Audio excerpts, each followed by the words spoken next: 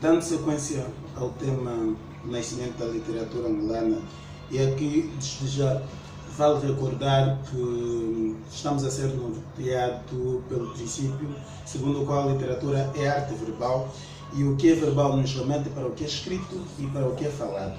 E o ponto de partida da literatura angolana é a oralidade. O ponto de partida de qualquer literatura, até mesmo a literatura grega e as obras de Homero são os grandes testemunhos.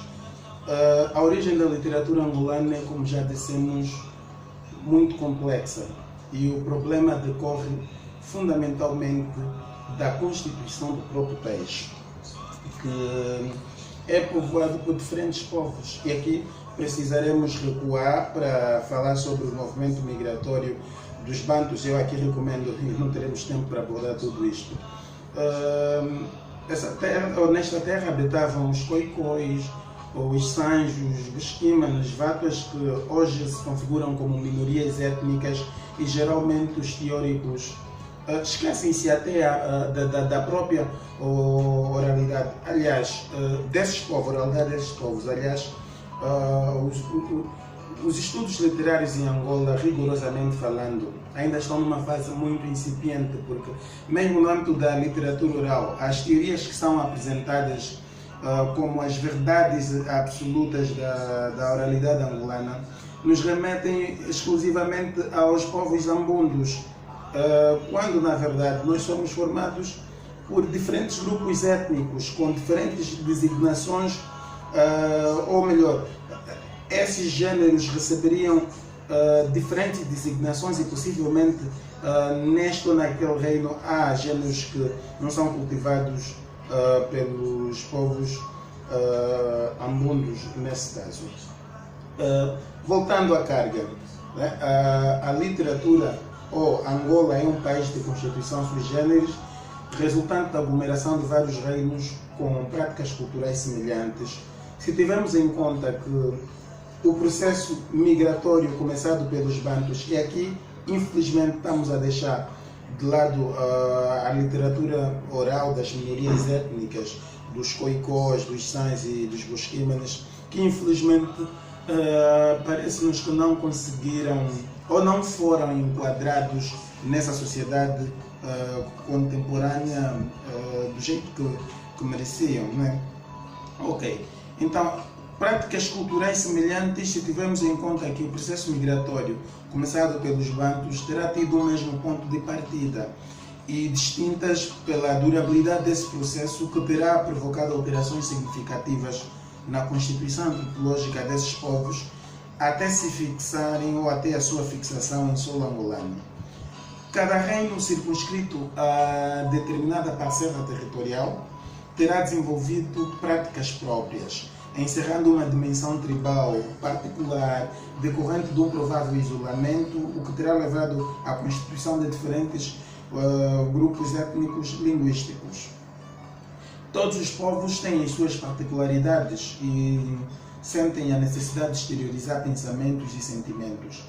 Qualquer literatura nasce da alma de um determinado povo, sem influência de qualquer civilização. No entanto, é importante referir, e aqui vamos chamar mais uma vez o professor Francisco Soares, que, segundo este, nenhuma literatura se desenvolve por si só. É só pegarmos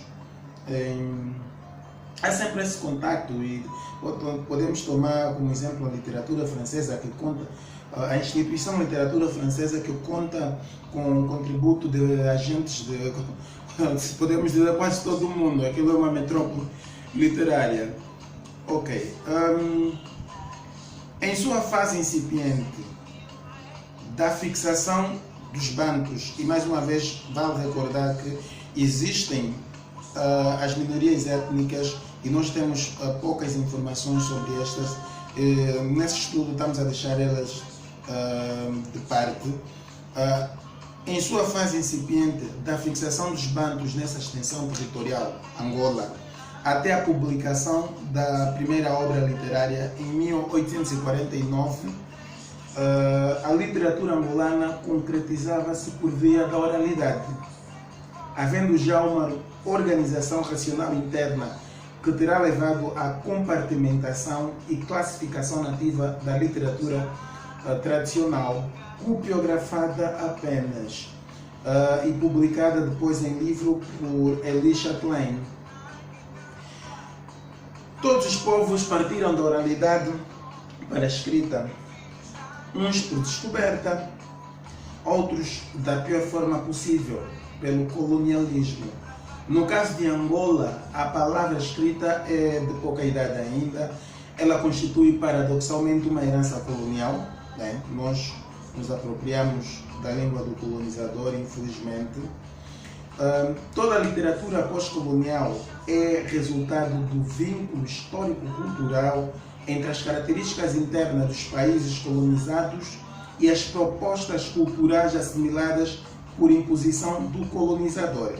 Eu repito, toda a literatura pós-colonial, e é bom que se diga isso, literatura pós-colonial não é efetivamente a literatura angolana. É aquela literatura que começa depois de alcançada a independência, né? E é, infelizmente, para alguns teóricos, o princípio da literatura angolana. Não, a literatura angolana nasce da oralidade e a pós-colonial é o resultado desse vínculo histórico-cultural entre as características internas dos países colonizados aqui, a oratura, e as propostas culturais assimiladas por imposição do colonizador, com pequenas interferências de outras culturas, principalmente no mundo global. Assim sendo, a literatura angolana pós-colonial, de acordo com Adriano Michinge, aqui já falamos isso no primeiro vídeo, resultaria do patrimônio das línguas e culturas africanas interligadas com a influência portuguesa numa tensão permanente entre angolanidade e transcontinentalidade. Em vista disso, pode-se afirmar que a literatura angolana, de um modo geral, configura-se, como diria o estudioso angolano Jorge Macedo, como uma poética escrita de motivação oral, salvo algumas exceções. E é o que nós vamos assistindo mais nos últimos tempos, esse afastar da oralidade.